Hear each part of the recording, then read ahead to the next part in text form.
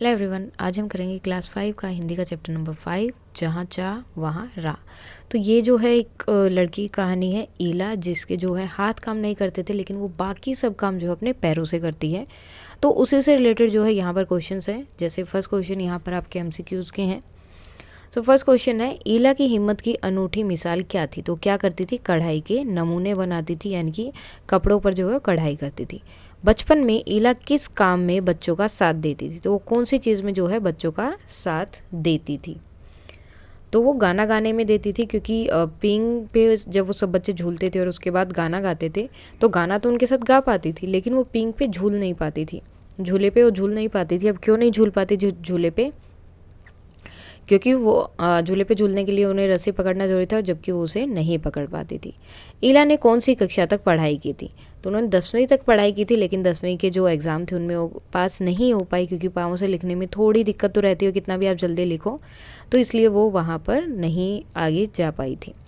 ईला ने कसीदाकारी किससे सीखी थी? तो अपनी दादी और माँ से। मलमल धोती का रंग कैसा था? तो मलमली धोती का रंग कैसा था? बादामी। ईला गुजरात की जो है किस जिले की थी? तो वो अमरेली जिले के राजकोट में। तो अमरेली जिले।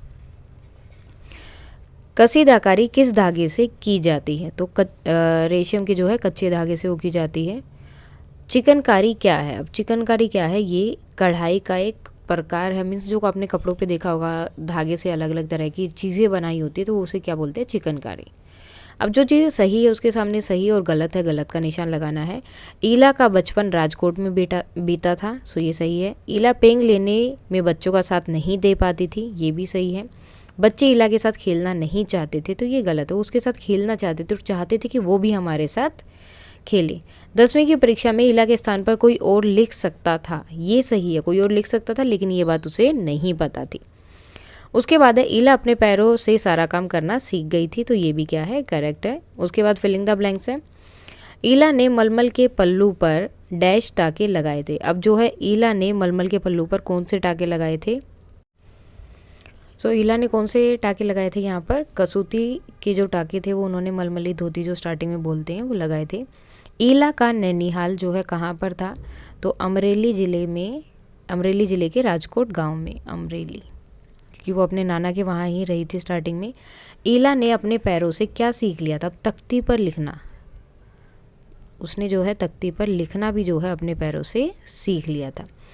ईला के विश्वास और धैर्य ने किसको झुठला दिया था? किसको झुठला दिया था? कुदरत को, क्योंकि कुदरत ने उसे हाथ नहीं दिए थे, लेकिन उसने वो सब काम अपने पाँव से करना सीख लिया था। ईला ने अपने हाथों की इस जिद को एक क्या माना? तो उन्होंने क्या माना? उसे एक चुनौती, कि अगर ज़रूरी नहीं है कि मेरे हाथ नहीं है तो मैं काम नहीं कर सकती, तो वो सब चीज़ें उसने चुनौती मानी और अपने पाँव से वो सब काम करने शुरू किए। दोनों अंगूठों के बीच सुई थामकर कच्चा रेशम, रेशम का धागा जो था वो कच्चा होता है, वो कोई आसान काम नहीं था। आँखों में डैश, होठों पर मुस्कान और अनूठा विश्वास लिए वह रूपैली बूटियाँ उकेरते थकती नहीं थी। अब आँखों में चमक, होठों पर मुस्कान और अनूठा विश्वास लिए वह सुनहरी रूपेली बूटियाँ, ठीक है, सुनहरी रूपेली बूटियाँ जो है वो मीन्स वो जो बनाती थी, तो अब थकती नहीं थी, वो ऐसे ही बनाती रहती थी पूरा टाइम, क्योंकि अब जो उसे वो काम करने में अच्छा लगने लगा, तो वो चीज़ उसे बहुत अच्छी लगती थी। उसके बाद है ये गद्यांश, इसको पढ़कर हमें जो नीचे आंसर्स देने हैं। एक समय ऐसा भी आया जब उसके द्वारा काढ़े गए यानी कि बनाए गए परिधानों की प्रदर्शनी लगी। अब देखो ये कपड़ा है, इसके ऊपर जो डिज़ाइन बनाते हैं वो, इन परिधानों में काठियावाड़ के साथ साथ लखनऊ और बंगाल भी झलक रहा था। ईला ने काठियावाड़ी टाकों के साथ साथ और भी कई टाके भी इस्तेमाल किए थे। पत्तियों को चिकनकारी से सजाया था, डंडियों को कांथा से उबारा था, पशु पक्षियों की ज्यामितीय आकृतियों को कसूती और जंजीर से उठा रखा था। तो ईला के परिधानों में काठियावाड़ के साथ साथ किसकी झलक थी? तो किसकी थी? लखनऊ और बंगाल, लखनऊ और बंगाल। ईला ने पत्तियों को कैसे सजाया था? तो कैसे सजाया था? चिकनकारी से।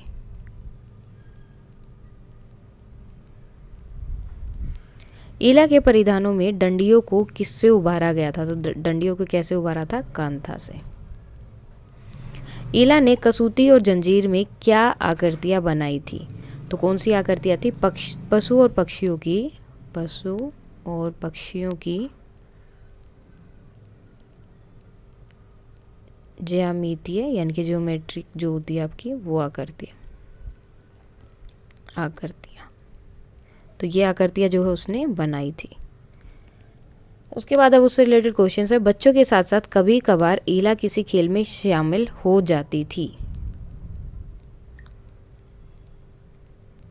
तो अब वो जो है कौन से खेल में शामिल हो जाती थी? जैसे कि उनके साथ गाना गाना,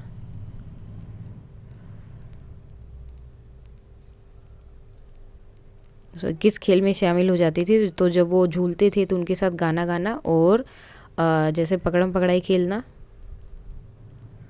तो उसमें क्या था, वो उनके साथ खेल तो लेती थी लेकिन जब उन्हें पकड़ने का टाइम आता था तो उसके हाथ नहीं उठते थे। सबसे ज़्यादा क्या रहेगा इसमें? गाना गाने में जो है उनका साथ देती थी। 15-16 वर्ष की आयु में ईला किसमें दक्ष हो गई थी? अब कौन सी चीज़ थी जिसमें वो जो है 15-16 साल की उम्र में बहुत मीन्स अच्छे से वो सब चीज़ें करने लगी थी? तो 15-16 साल की उम्र होते होते वो किस में हो गई थी? काठिया, यानी कि जो उनकी वो काशीदाकारी करते थे, काठियावाड़ी, उसका नाम है ये काठियावाड़ी कसीदाकारी। तो इसमें जो है वो माहिर हो गई थी। यह लेख किसके बारे में? तो ये किसके बारे में है? ईला सचानी। ईला का बचपन कहाँ बीता था? तो ईला का बचपन कहाँ बीता था? उसके नाना के घर पर। नाना के घर पर।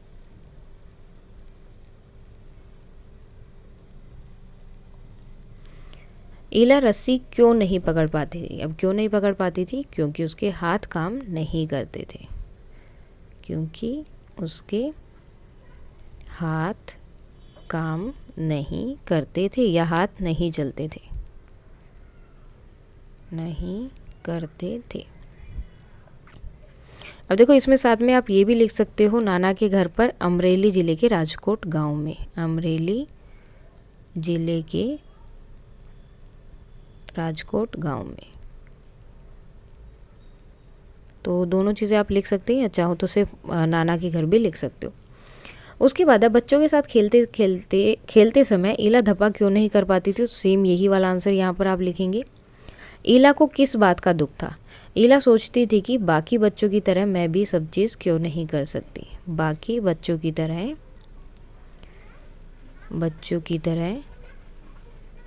मैं भी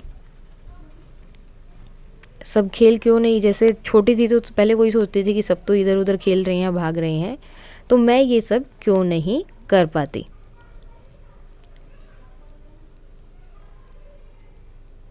मैं भी ये सब क्यों नहीं कर सकती।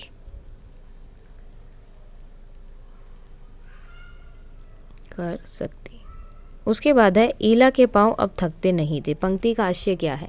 ईला के पांव थकते नहीं थे, इस पंक्ति से वो बताना चाहते हैं कि ईला जो है अब रुकने वाली नहीं थी। उसने एक चीज़ ठान ली थी और वो उसको अब कभी भी छोड़ने वाली नहीं थी, वो उस काम को लगातार करती रहेगी। मतलब कि ईला अब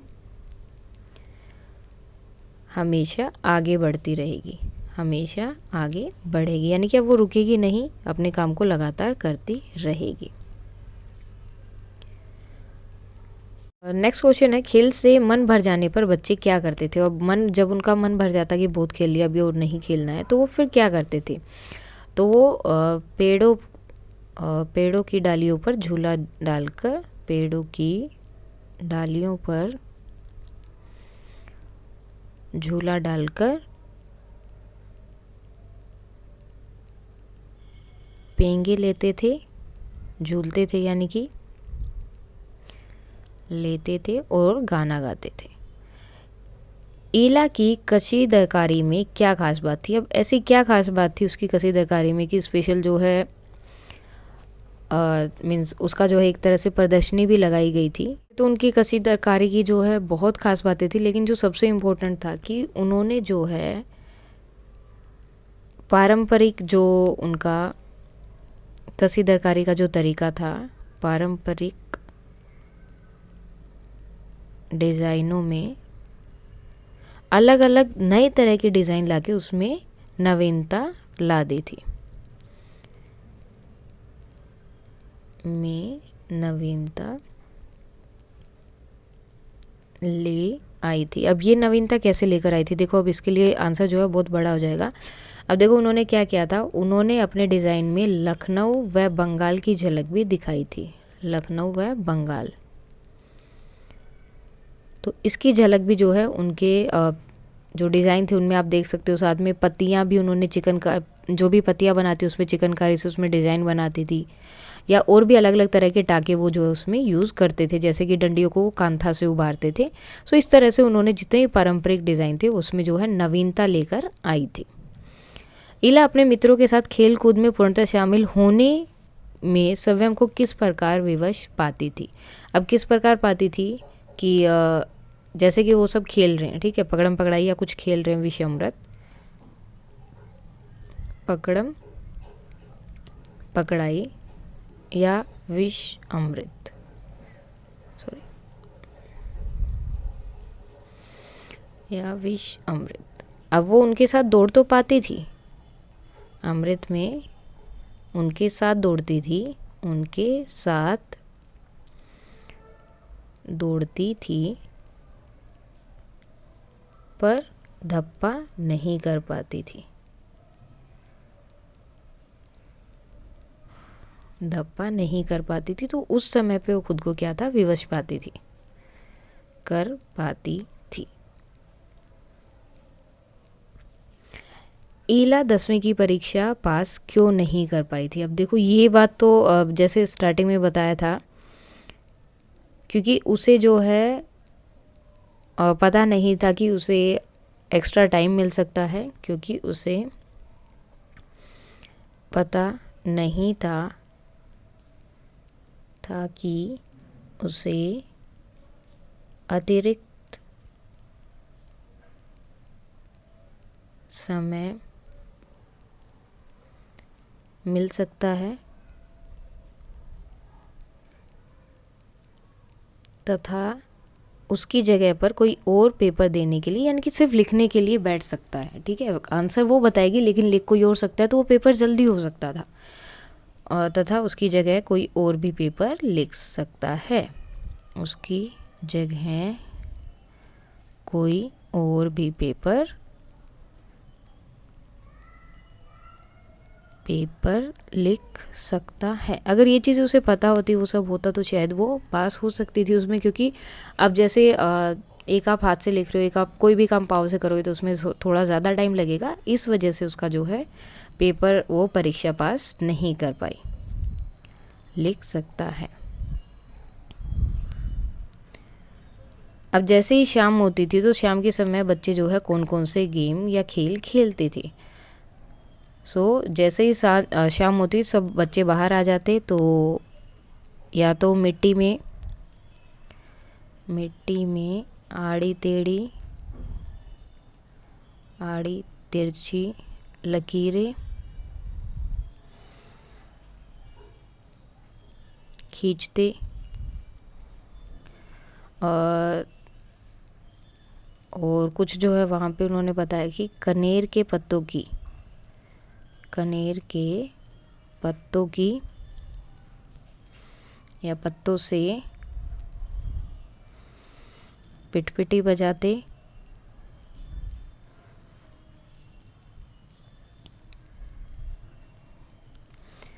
कुछ गिट्टे खेलते।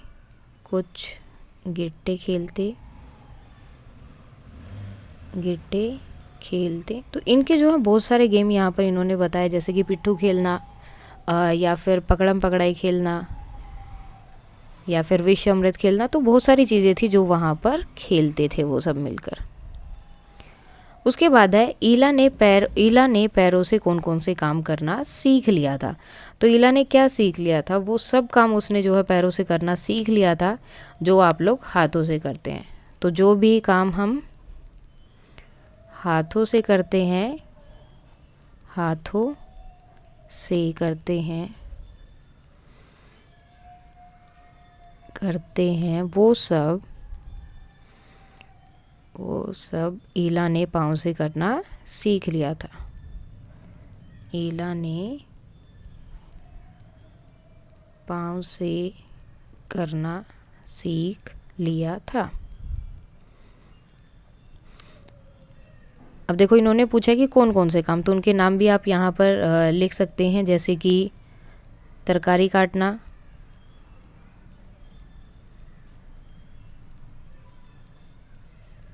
दाल भात खाना यानी कि खाना खाना,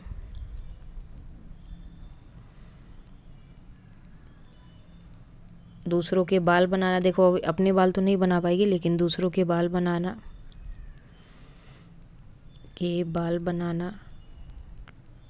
तख्ती पर लिखना, कसी दरकारी करना, ये सब चीज़ें जो हैं उसने सीख ली थी खुद से ही करना।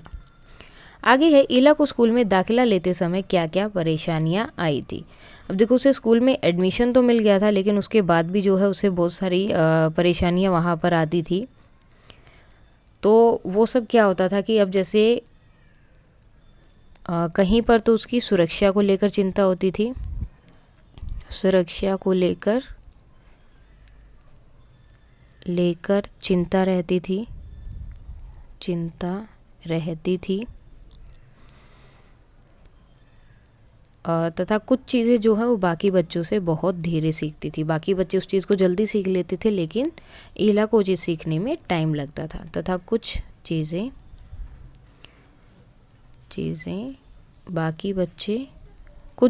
ईला बाकी बच्चों से धीरे समझती थी। ईला बाकी बच्चों से धीरे समझती थी, यानी कि उसे टाइम लगता था उन चीज़ों को समझने में, समझती थी।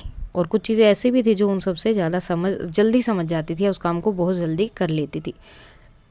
लेकिन यहाँ पर सिर्फ परेशानियाँ बताई हैं कि उन्हें क्या परेशानियाँ थी। उसके बाद है, ईला ने जहाँ चाहा वहाँ रहा कहावत कैसे सच कर दिखाई। अब देखो उससे जो है वो भाग सकती थी लेकिन उनके साथ जैसे खेल नहीं सकती थी, या तख्ती पर लिखना पढ़ना ये सब चीज़ें जो हैं उसके लिए बहुत मुश्किल था। लेकिन उसने सब काम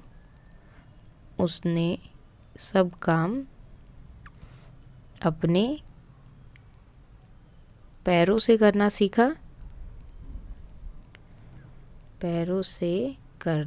सीखा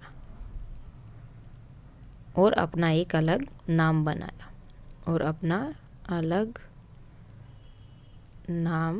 बनाया।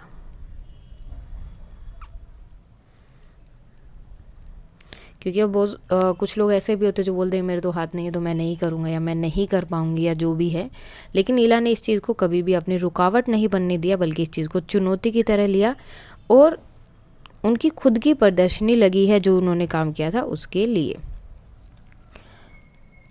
ईला को लेकर स्कूल वाले चिंतित क्यों होते थे? क्या उनका चिंता करना सही था या नहीं? अपने उत्तर का कारण लिखो। अब देखो चिंता करना सही था तो इसके लिए आप हाँ लिख सकते हो, हाँ। अब क्यों? देखो क्योंकि ईला बाकी बच्चों से अलग थी। ईला बाकी बच्चों से अलग थी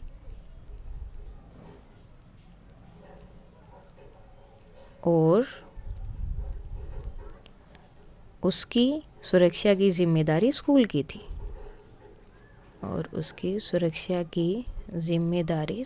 थी। अगर कभी भी कोई भी घटना हो जाए या कोई बच्चा उनसे मजाक करे या ऐसा कुछ हो जाए तो वो सब जिम्मेदारी किसकी रहती है? स्कूल की रहती है। तो इसलिए उनकी चिंता करना जायज़ था। घर में भी अगर ऐसा कुछ होता है या कोई बच्चे को, जैसे नॉर्मली अगर हमें भी किसी को भी चोट लग जाती है तो घर वाले थोड़ा ज़्यादा ध्यान देते कि आराम से चलो, ध्यान से देखो, इधर उधर देख के चलो, कहीं फिर से कहीं ना लग जाए। तो इसीलिए उनकी भी चिंता जो है स्कूल की थी। तो स्कूल को उनकी चिंता भी थी क्योंकि उनकी जिम्मेदारी पूरी सुरक्षा की किसकी थी? स्कूल की थी। नेक्स्ट दिया है निम्नलिखित वाक्य को कर्म अनुसार लगाओ। कर्मानुसार मीन्स पहले क्या हुआ, फिर क्या हुआ, फिर क्या हुआ। तो ईला के द्वारा काढ़े गए परिधानों की प्रदर्शनी लगी, तो ये सबसे लास्ट में हुआ था। उसने पैरों से सब काम करना सीख लिया। उसका बचपन नाना के यहाँ बीता। वह 10वीं की परीक्षा पास नहीं कर पाई। वह गाने में बच्चों का साथ देती थी। तो देखो अब सबसे पहले क्या, उसका बचपन जो है नाना के साथ बीता, वह गाने में बच्चों का साथ देती, फिर उसने पैरों से सब काम करना सीख लिया और वह 10वीं की परीक्षा पास नहीं कर पाई। और 5th में क्या है, ईला ने जो जितने भी कपड़े या जितने भी डिज़ाइन बनाए थे उन सब की जो प्रदर्शनी लगी थी। उसके बाद भाषा आधारित यानी कि व्याकरण का पोर्शन है, तो ये हम करेंगे कल। अगर ऊपर कोई डाउट है तो आप कमेंट करके बता सकते हैं। That's all for today and please like share and subscribe. Thank you.